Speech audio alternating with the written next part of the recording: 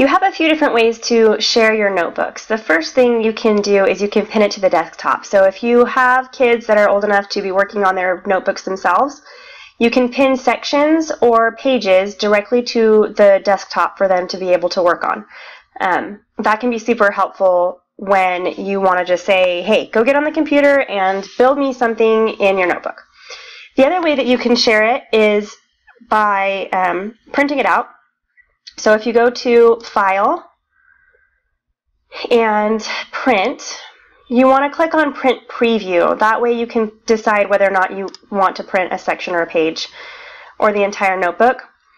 And it will pull up a screen and it'll allow you to pick the current section or the current page and make some modifications to make sure that you can print the whole thing.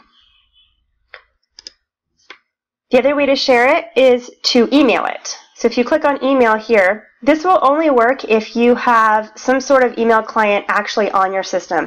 It won't connect, or at least I haven't figured it out yet, how to connect it to a Gmail or something like that. But if you have Outlook or some other sort of email client on your computer, then you can use the email option to directly email the page to somebody.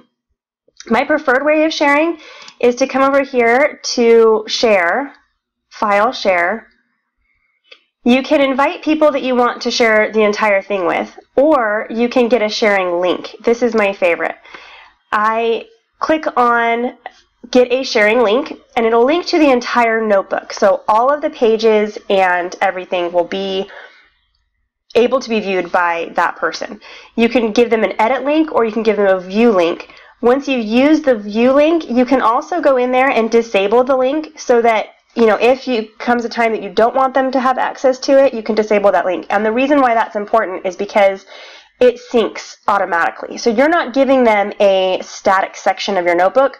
You're giving them an actual link to your notebook. So when you make changes, they'll be able to see those changes. So there may come a day where you want to disable that link and make sure that person can't see it anymore. And it'll show you all of your shared links here as well.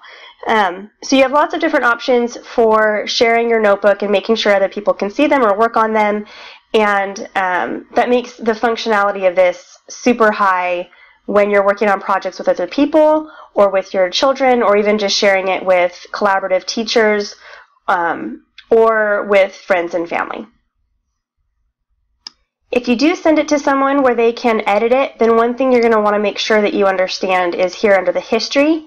You can check out the recent edits. You can find edits by author for if they add notes. You can look at page versions. This allows you to kind of keep track of everything that's going on so that you don't have some crazy changes, and so you're able to change some of the other changes that other people might make. Gives you more control over your shared notebooks. And that is how you would share your OneNote and make it a collaborative experience.